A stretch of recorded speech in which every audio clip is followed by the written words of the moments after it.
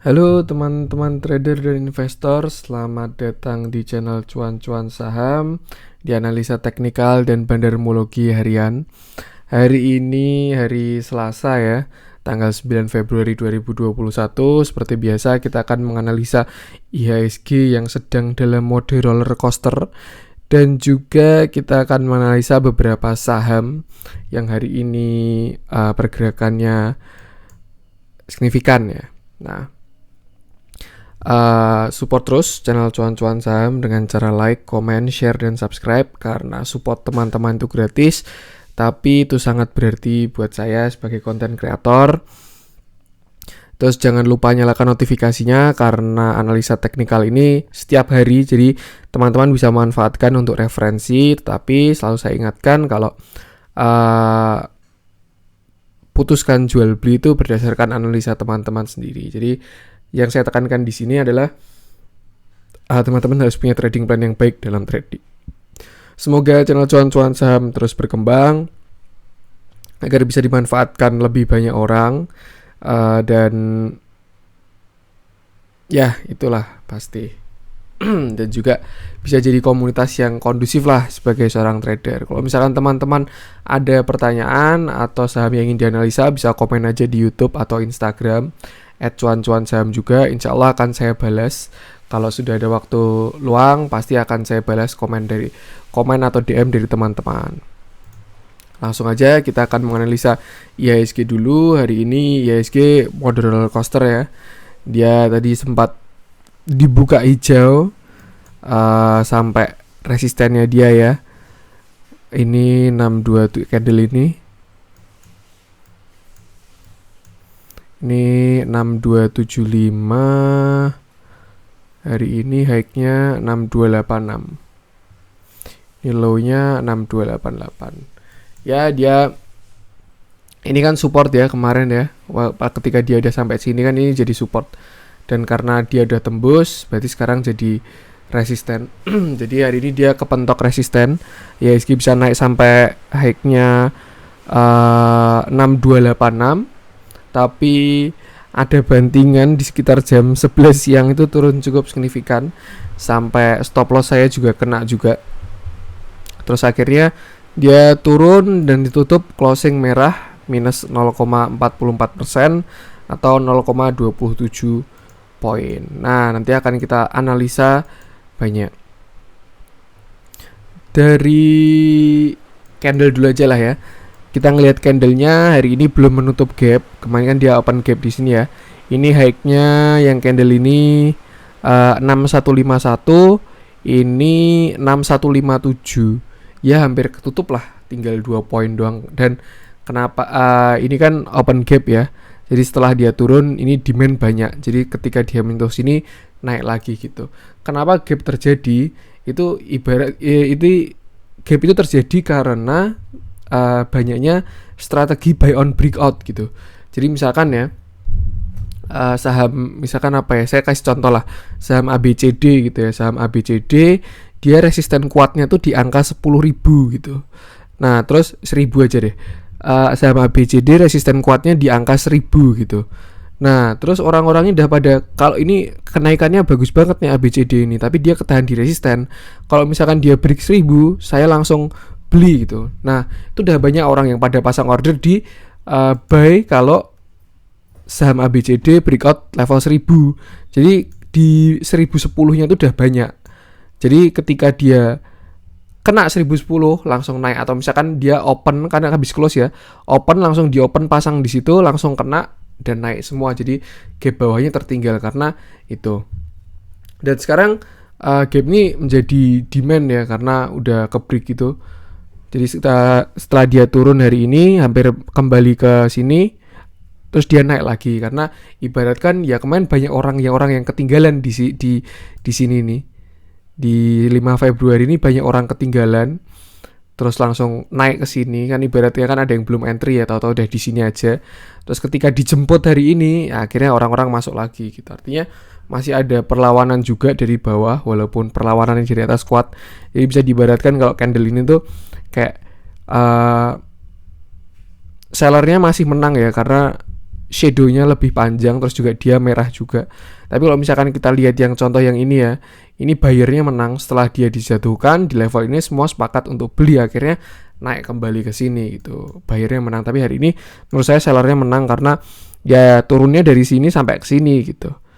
Tapi naiknya cuma dari sini sampai ke sini. Tuh, jadi lebih panjang atasnya lah, makanya itu kenapa seller menang. Dan apakah ini awal dari penurunan ke 5.400? Nah, nanti akan kita analisa ya. Terus kalau misalkan dilihat dari foreign flow-nya, asing ya, hari ini asing masih net sell, melanjutkan net sell dari kemarin tuh 400, total net sell-nya 400 miliar ya. Dengan net sell tertinggi ada di Astra. Ini mungkin nanti saham-saham yang kita analisa aja, yang pada di net sellin, sama net buy nanti ada Bank BRI ya, yang menarik sekali hari ini. Tuh. Jadi IHSG kembali ke level di bawah 6.200 setelah kemarin berhasil breakout dan dia closingnya di sini. Tuh. Nah, supportnya sama karena 6.200 jebol ya, berarti 6.200 jadi resisten ya. Dan support terdekat kalau misalkan kita lihat time frame yang candle dari candle aja, ini supportnya ada di 6157. Ini high-nya 6151, sorry. Supportnya ada di 6151 atau mungkin bahkan low hari ini bisa dijadikan support juga karena dia udah mantul ya. Seperti itu. Terus ini memang dia baru di area apa ya? Support lah ini IHSG ini. Berusaha nge-break tuh. Tapi ini malah saya twist dulu. Ini belum tentu ya apakah dia akan kembali naik atau turun karena arahnya masih belum jelas. Padahal tadi kalau misalkan lanjut naik ya menurut saya lebih aman karena kemarin udah breakout dan hari ini udah confirmation gitu. Tapi ternyata hari ini masih merah. Tuh, jadi ya lebih baik kalau kita fast trading dan wait and see dulu. Tuh. Dari asingnya tadi ya sudah saya sebutkan mulai keluar, lumayan angkanya 0,5 triliun dan 400 miliar lah. Tuh. MACD-nya juga masih bagus sih sebenarnya. Ini juga histogramnya juga masih bagus ya, masih terus ke atas. Ini. Ya semoga ini penurunan yang wajar sih, kayak menutup gap karena lebih sehat juga. Kan kemarin saya juga bilang kalau hari ini mungkin skenario terbaiknya adalah nutup gap dulu ya. Di video saya kemarin saya bilang, jadi daripada nanti udah di sini terus gapnya baru ditutup kan sakit ya kayak yang kemarin ini. Nutup gapnya ini udah naik tinggi banget terus sampai sini baru nutup gap gitu kan. Sakit bandingannya. Tapi lebih baik kalau gapnya langsung ditutup. Ya mungkin ini bisa dihitung gapnya sudah tertutup sih karena cuma tinggal 2 poin doang ya. Ini 51, ini low-nya 57. Ya cuma 2 poin doang. Mungkin bisa dianggap sudah ditutup gap ini. Dan sudah ada pantulan lagi. Seperti itu. Nah, ini lebih baik kalau teman-teman masih wait and see dulu ya untuk keadaan pasarnya. Tapi kalau dari saham-saham, kalau misalkan saham-saham yang memang bagus, tidak berkorelasi tinggi dengan IHSG ya boleh hajar aja gitu. Jadi karena tidak semuanya saham itu kan korelasinya tinggi dengan IHSG gitu. Memang kalau misalkan kita di BRI, BCA gitu, itu IHSG bakal ngefek sekali. Big cap kayak Astra, ICBP, Telkom itu bakal ngefek. Tapi kalau saham-saham yang small cap gitu, teman-teman udah jago tradingnya, tahu entry point, exit point, itu tidak masalah sih untuk trading. Cuman lebih baik untuk trading cepat dulu. Nah, dia masih ada di atas EMA-nya ya. Ini EMA 5 ada di berapa ini? 6151, 6181 ya, dia masih di atas semuanya lah, masih aman. Itu juga bakal jadi garis support juga itu. Jadi untuk IHSG hari ini alangkah lebih baik kalau teman-teman ya melihat keadaan dulu aja dah. Nanti kalau misalkan udah kondusif baru boleh masuk besar dulu.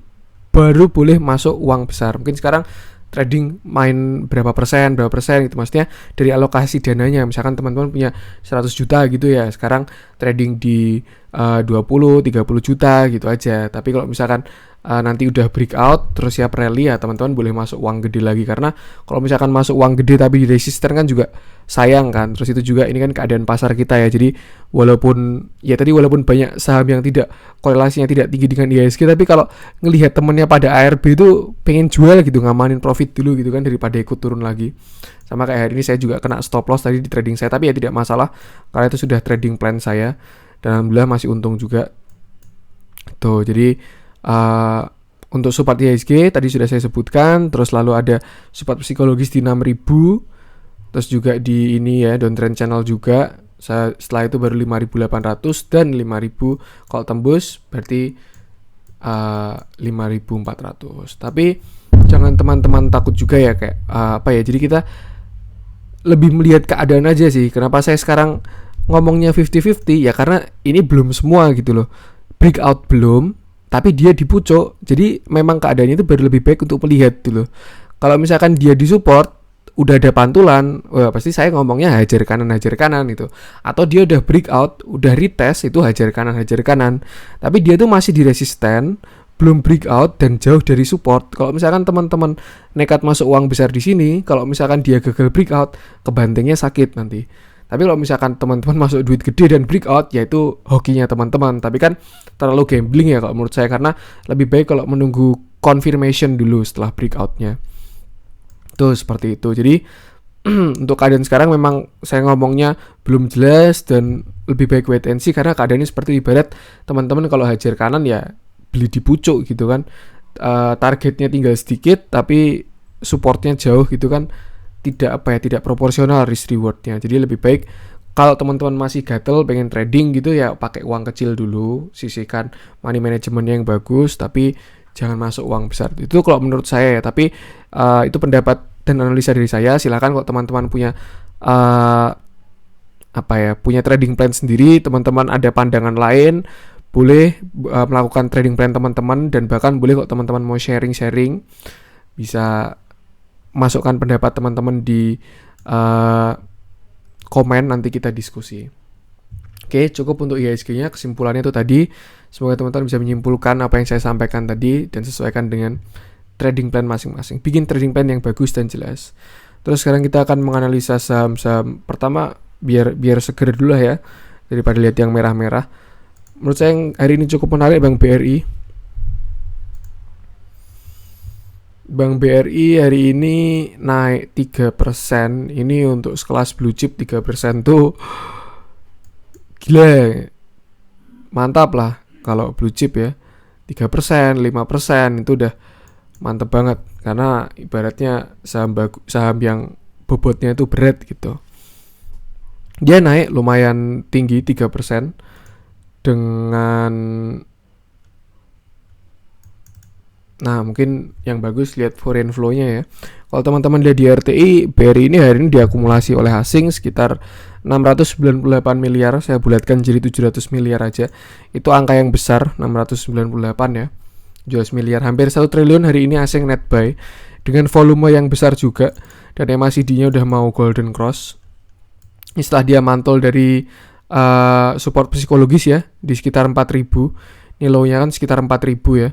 Supportnya dia ini kelihatan banget ya. Ini supportnya di sini, base membentuk. Setelah dia breakout, ini breakout ya. Di sini breakout, confirmation, retest. Nah ini yang saya sebutkan dengan breakout yang baik ya. Ini mungkin contohnya di sini. Ini dia candle ini breakout yang 10 November ini. Ini ada satu resisten. Di sini kan resisten juga ya.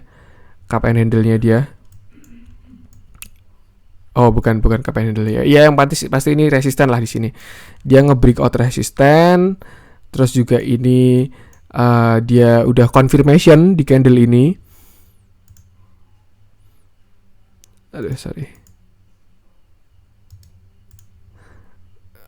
Udah confirmation di candle ini, terus dia udah retest. Nah, ini sehat. Breakout yang bagus tuh kayak gini yang saya maksudkan dengan breakout dengan volume yang besar. Kita lihat volumenya. Nah, ini breakout yang sangat baik sih. Ini lihat ya, volumenya gede, ada akumulasi, ada asing, terus dia udah confirmation di candle ini, retest. Nah, jadi langkah lebih baik kalau teman-teman cari strategi buy and breakout, bisa cari yang keadaan seperti ini ya. Breakout, confirmation, retest, itu baru teman-teman boleh entry. Tapi kalau misalkan kira-kira tidak ada retest ya itu sesuaikan juga dengan trading plan teman-teman masing-masing. Dia mantul dari support kemarin di 4.000 ini dan dia akhirnya naik tinggi. Dan hari ini asing mengakumulasi besar ya, hampir 700 miliar. Angka yang cukup besar sih, 700 miliar itu. Itu kan karena hari ini Bank BRI itu wacana untuk jadi holding mikro UMKM itu ya, kalau saya nggak salah ya, mau dijadikan holding BRI, Pegadaian, sama Permodalan Nusantara, nggak saya lupa itu 3 itu ya. Ya yang pasti itu hal yang bagus lah buat BRI. Udah bagus, ditambah katalis positif lagi, dan alhasil seperti ini diborong sama asing ya, walaupun IHSG-nya turun ya. Ini mungkin kalau misalkan BRI-nya nggak diborong, BCA-nya nggak diborong, ini bakalan turun lebih dalam lagi sih IHSG.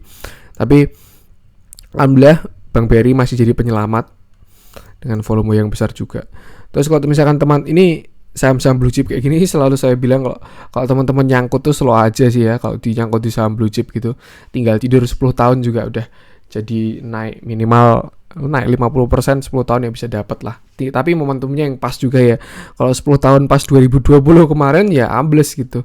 Tapi kalau 10 tahun normal ya menurut saya kalau cuma 50% 100% aja bisa dapat lah saham-saham blue chip itu.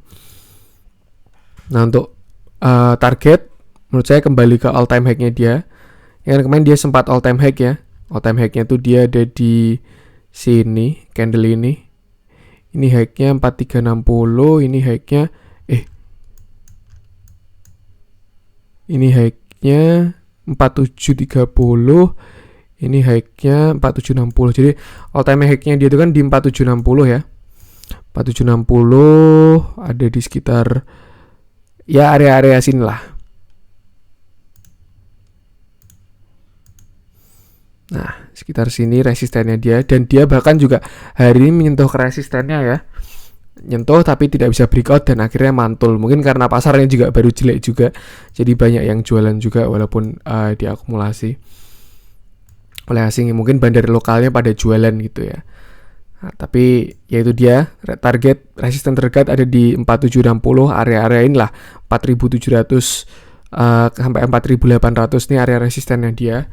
Terus untuk supportnya ya terdekat mungkin masih bisa narik tren ini ya. Jangka pendeknya setelah dia mantul kemarin.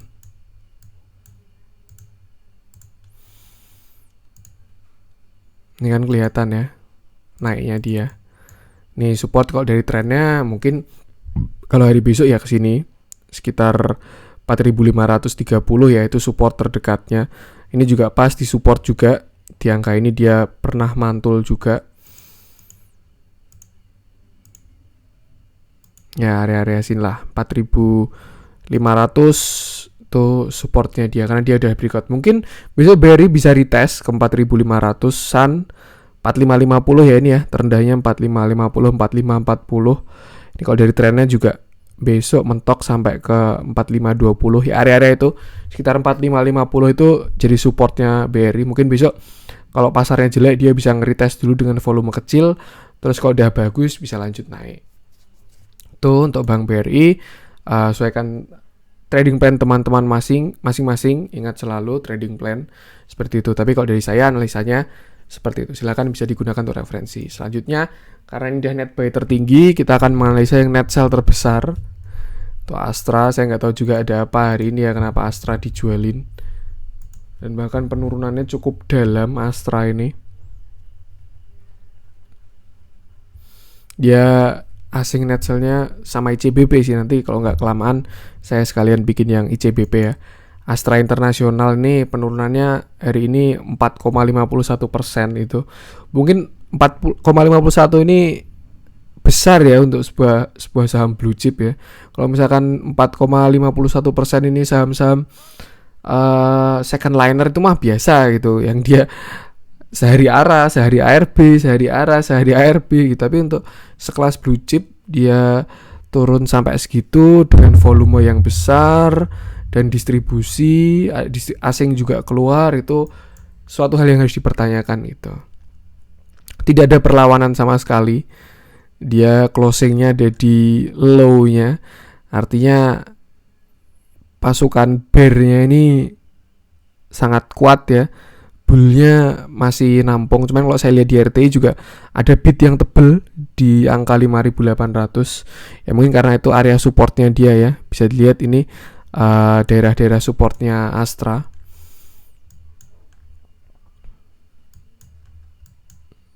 Nah, pas ini juga kemarin dia mantul dari sini. Terus ini juga bisa dilihat head and shoulder juga ya Astra ini ya. Agak serem-serem juga sih ini patternnya. Nih kalau misalkan teman-teman lihat, saya malah baru lihat karena saya nggak punya saham ini.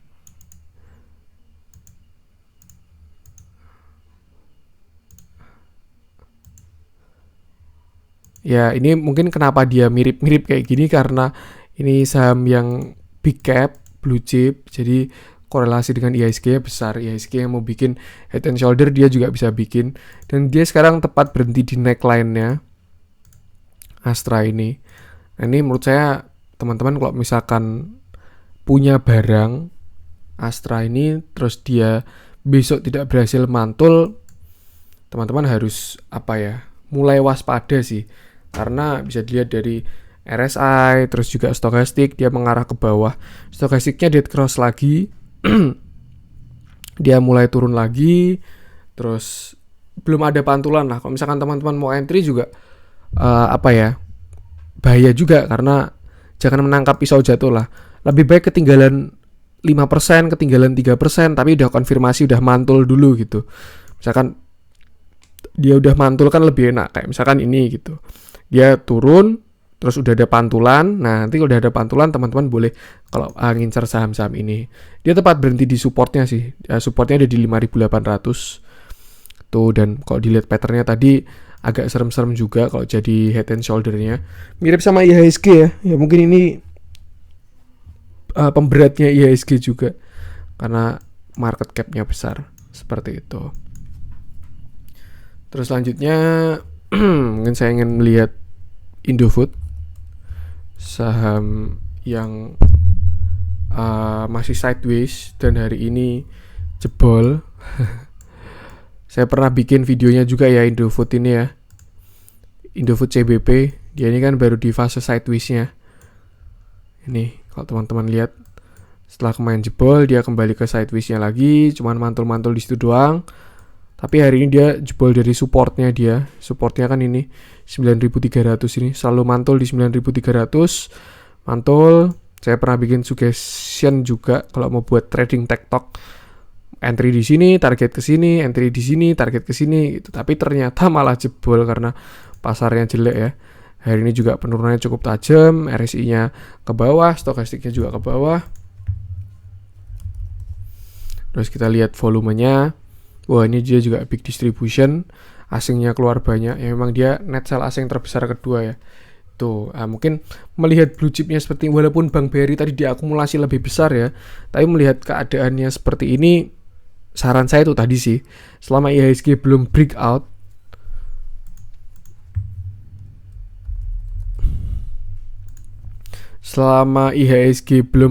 resistennya dia,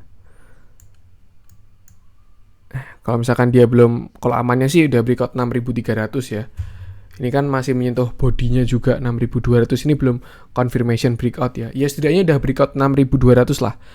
Bodinya udah gak menyentuh 6.200, itu bakalan lebih aman. Tapi selama dia masih gantung kayak gini, alangkah lebih baik teman-teman menahan diri dulu dan trading dengan modal kecil. Kalau teman-teman trading di saham yang bobotnya ke IHSG tinggi ya, tapi kalau saham-saham yang small cap apalagi gorengan teman-teman jago ya silahkan aja trading karena nggak ada efeknya juga.